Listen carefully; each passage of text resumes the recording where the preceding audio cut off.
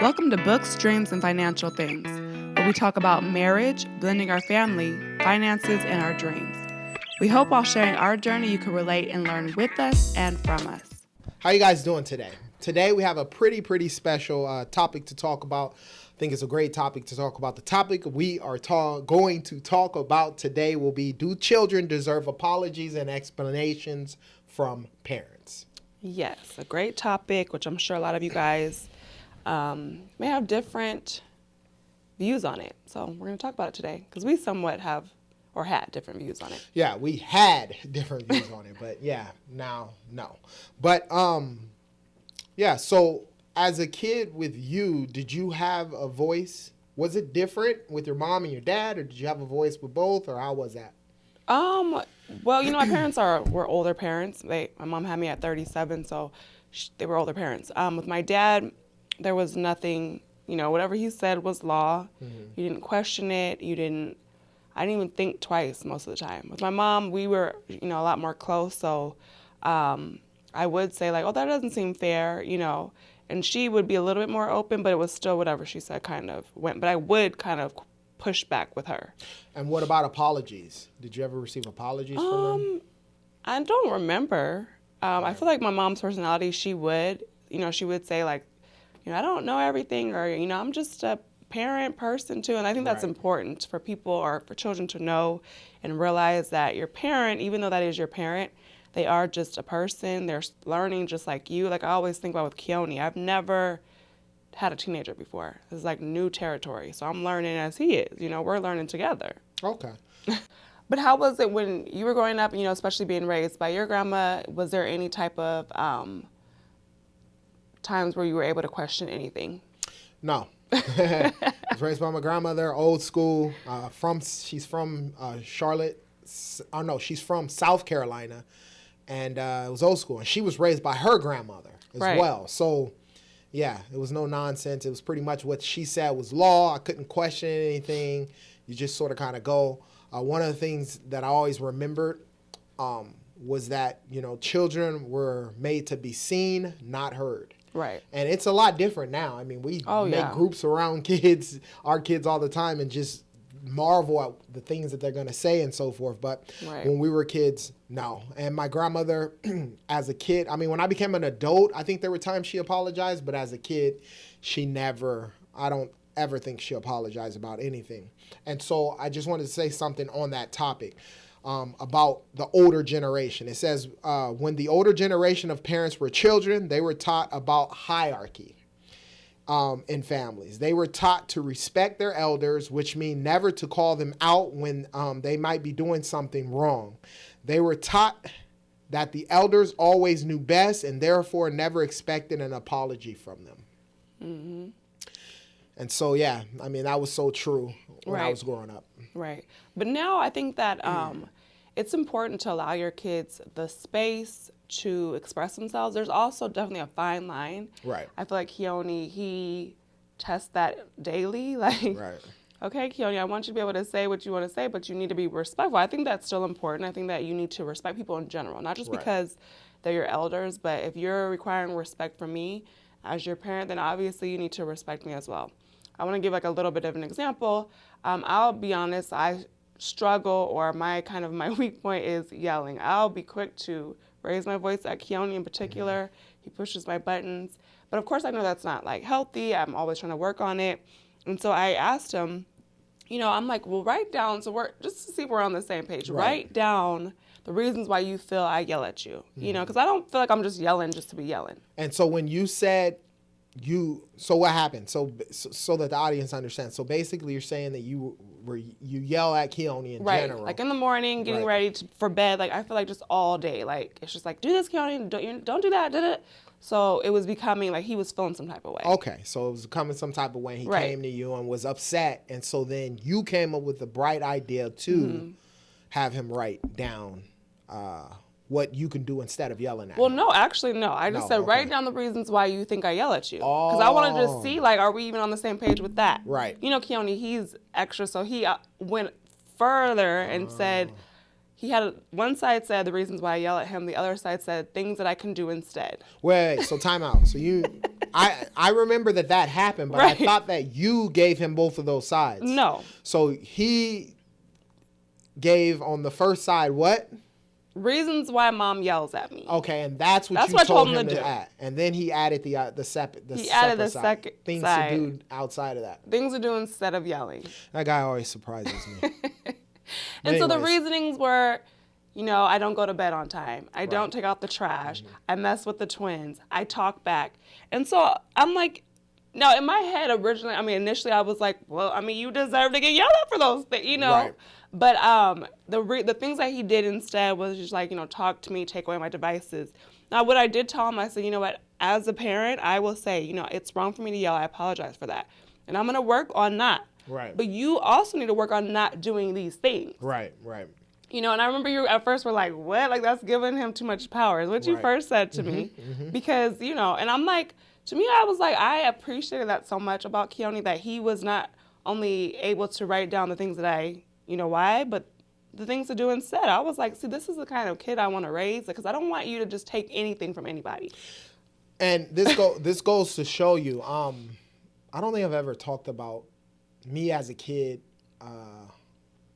being molested. But nevertheless, this ties into this. And it's so true.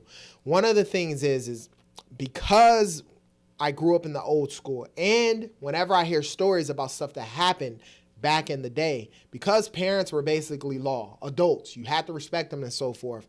As a kid, if an adult was violating you or doing something to you wrong, what ended up happening? Either you didn't say anything because you thought maybe what they were doing was okay, mm-hmm. or you were afraid to say something because you thought you would get in trouble by going against an adult.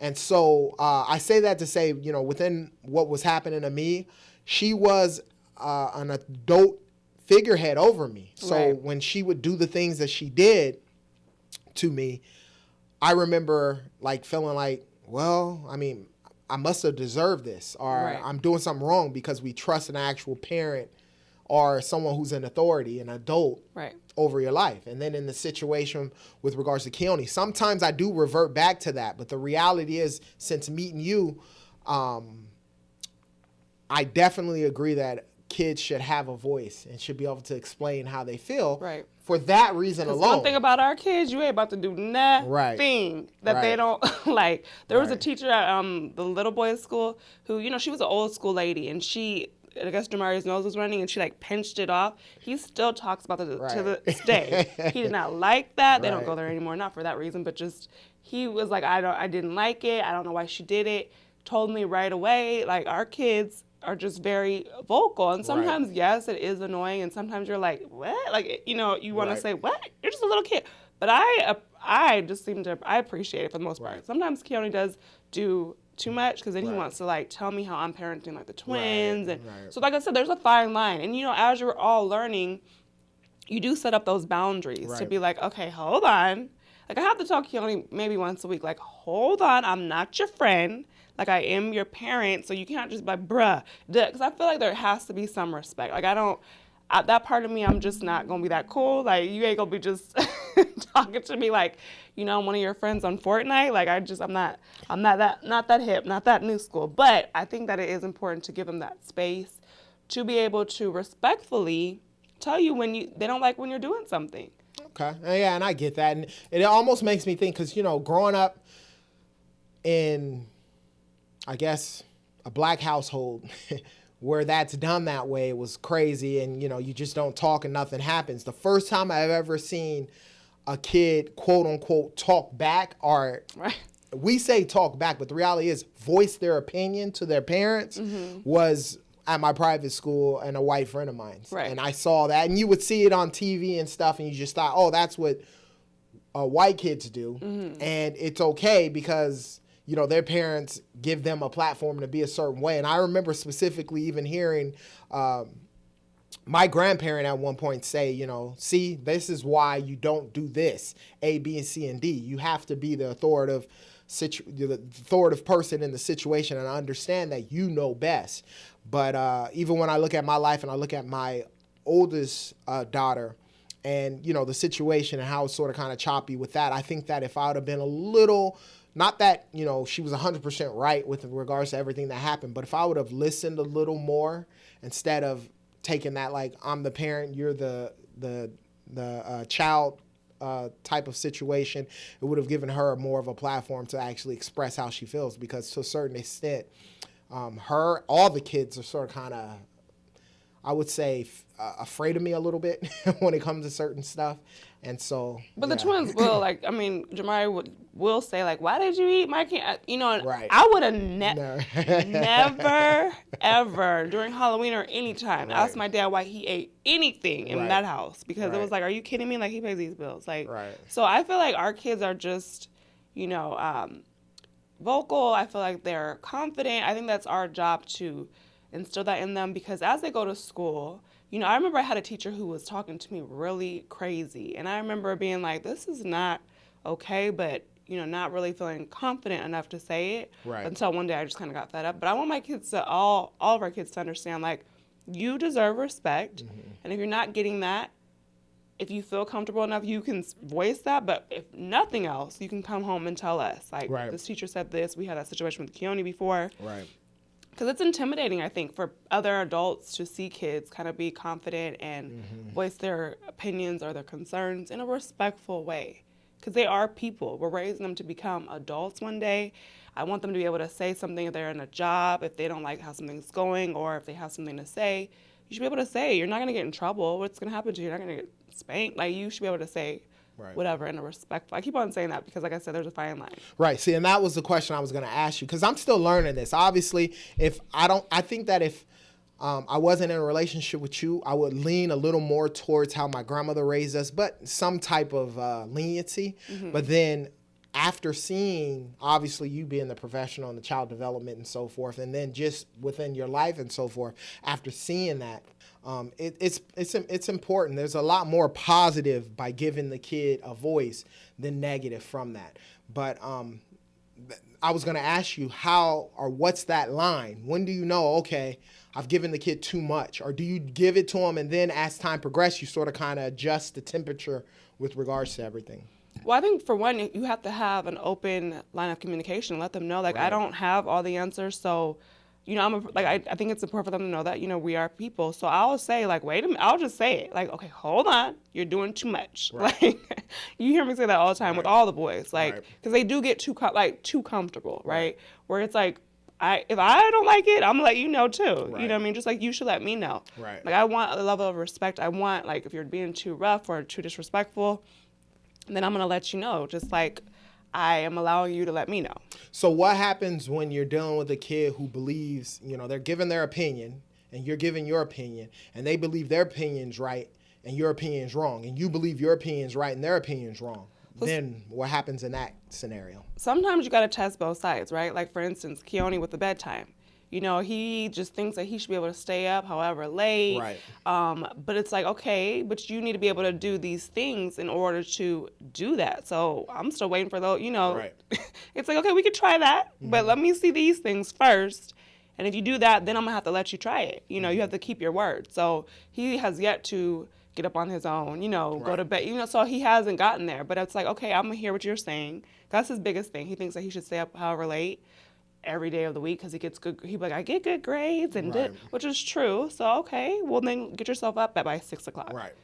And we still have to get him up every day. So okay. And then what about apologies? Do you remember you apologize to kids all the time? Something goes because like I said, I don't have all the answers. Every day I say, Lord, I'm gonna do my best not to raise my voice today. And I even tell him, like, listen, I'm gonna try, really hard. And then Jamari will be quick. He'll be, that's why I do say I thought to be accountable, but he'll remind, I thought you weren't going to yell today. I thought you weren't going to, and I'm like, you're right. My bad. I'm sorry. Like, we have, but we're in this together. I'm like, I thought you were going to help me clean up these toys too. Right. So then I guess in essence, as the parent, if two people are saying something, you still give them the right to say, okay, I want to do this. And so then you'll show them by example, obviously you being the parent, saying, okay, So you think you can stay up till whatever time? Okay, this is what'll happen. So there's always still consequences with regards, and there's discipline and so forth with regards to the everyday stuff and what you're supposed to do. But ultimately, you want to be able to give them a voice to be able to speak on how they feel. And a lot of times because of that, you realize that, okay, you know, your kid, one of the things that I realize with our kids, all of them, is they're a lot smarter than you would think. They pay attention to everything that transpires and everything that you do. As an example, they want to be mini you. And giving them a voice with regards to everything that goes on makes everything a little more intuitive. And it boosts their confidence. Mm-hmm. It helps with regards to that and so forth. And then with the apology, I'll apologize as well. Sometimes I'm still caught into my old school ways, and I don't want to apologize because I feel like it's giving them power. But then I see what transpires when you apologize to a kid, especially when you're wrong. They tend to respect you. It says right here that a sincere apology will strengthen the bond between a parent and a child. And that's so true. When I find myself, if I apologize whenever I'm wrong or vice versa, even when they're wrong, they can apologize, and it does strengthen that bond, and it gives them like a place, a safe place. Yeah, safe in that space to just, be able to be their little humans that they are. And another thing is, I know part of the topic is also explanations. I tend to always do that, because one thing that I used to hate as a child was when my parents or even church, anybody would just tell me like a rule, right, and not tell me why that was important to follow. Like, but why? Like, can you tell me why I need to be doing that or why I shouldn't be doing that?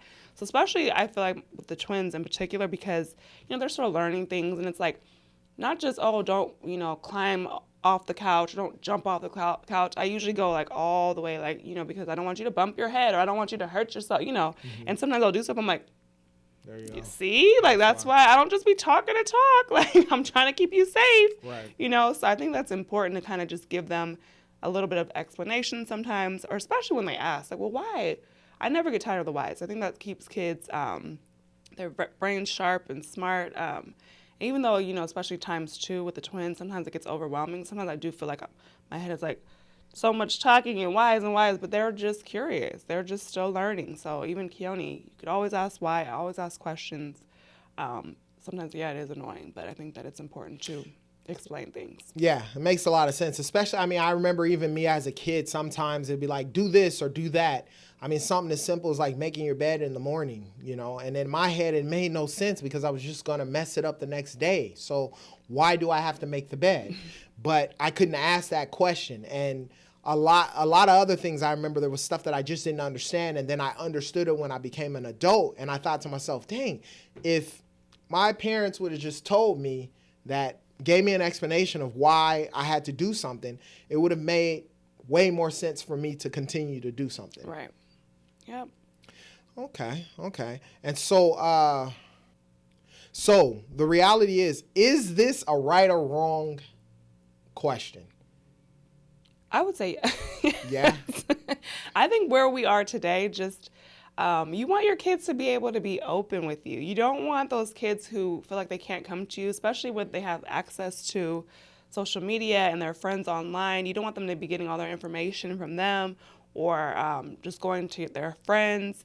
So I feel like, yes, I think that it's important today to explain things to your kids, to apologize to your kids, to let them know I'm a person just like you are. I'm here for you. I don't have all the answers, but I will give you, I'll tell the kids, like, if I don't know something, I'm like, let me look at Google because I have no idea. I think that's just important to just be honest. Like, there's no reason to kind of put yourself up on that pedestal like, oh, I'm the adult, I'm the parent, I know everything, because I don't know everything. And that's okay. So I would say, I don't think that it's wise. I don't think that it's healthy for your child. And this is just me putting on my child development hat. Right. It's not healthy for your child to not give them that space and that opportunity to ask questions or to ask for explanations or any of that. Okay. You have to be open. So you would say kids deserve an apology and an explanation. 100%. From their parents. Yeah.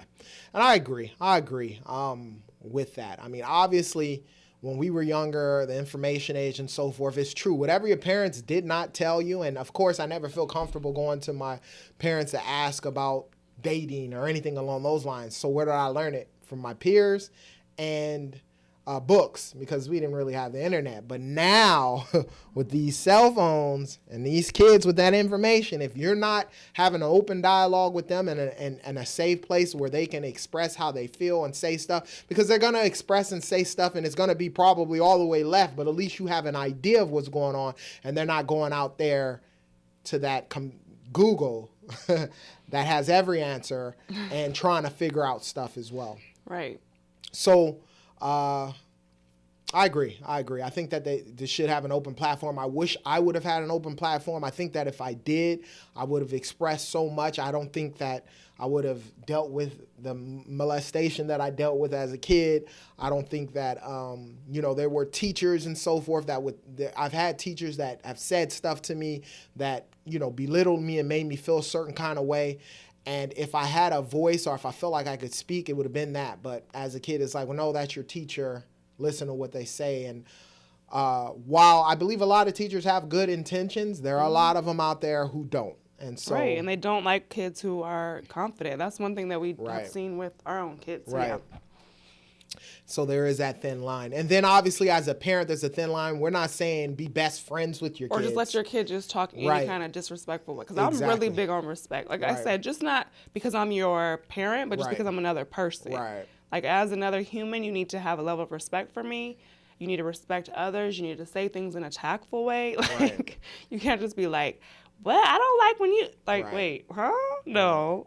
You should be able to almost, I hate to say it, but you're training your kid that way in a professional and respectful manner, right? Your kids should be able to, and so when we give our kids a platform to speak, they're not going to be disrespectful. When we say disrespectful, they ain't going to be, belittling and talking down to us. Or tell me how to talk. Like, no, you need to say it like this, or you need to do this. Like, wait, no. Okay, I think that it's best. Because I am, not just because I'm a parent, but I've lived longer. So it's like I do know a little bit more. I mean, come on. I mean, you're 4 or you're 13. So it's like, okay, that's why I told Keone, like, let's write it down. I knew that he was upset, I was upset. So sometimes it's like, let's take a step back, write down how you're feeling, and then let's come to the table together and figure this out. But you're not going to just be talking to me any old kind of way. So it's a balance, right? It's a big balance. Understand, you as a parent, you're still the parent. And there's a fine line. The kid is the kid, right?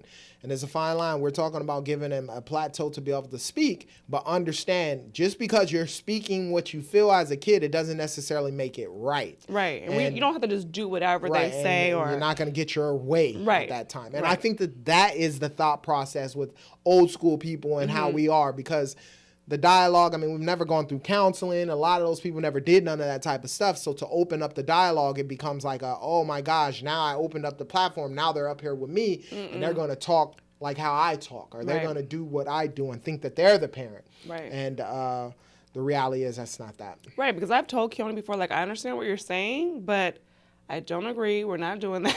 Right. That's not happening. Right. So, I mean, so you still parent and you still parent in your style, but just giving them that opportunity to know, okay, my mom, my dad, they're apologizing. I appreciate that. Like, wow, like, adults should do that, or adults should act this way. I think that's important to show them. Okay. So thank you guys for tuning in. Look forward to a lot of stuff that we're planning on doing. We're planning on interviewing some other people. We got some people sort of kind of in the pipeline that we're going to be doing that come the new year with regards to that. And obviously, those of you who are looking at getting your credit repaired, I have a 30-minute free consultation. Take yourself from where you're at to where you need to be. Always remember, you deserve the right to be approved for the credit you want and need. Allow clear and strategic credit repair services to help you out with that. And then with Renita, I'll let her talk about what she has. And Frugally Keto is always here to help you get into your best shape. Make yourself a priority during the holidays. For the new year, I have ebooks and coaching, recipe books. I also have an Instagram, Frugally Keto, where you can come and get all my free reels and recipes. Just make yourself a priority. It's time. It's that time. So get your credit right, get your body right. Get One-stop shop. One-stop shop. We got it all. Come check us out. Right. And then be sure to check, for those of you who are on here, be sure to check out our YouTube page for Book Streams and Financial Things. On Facebook, Book Streams and Financial Things. On Instagram, Book Streams and Financial Things. And YouTube, Book Streams and Financial Things. So we love you guys. And till next time. Bye-bye. Bye.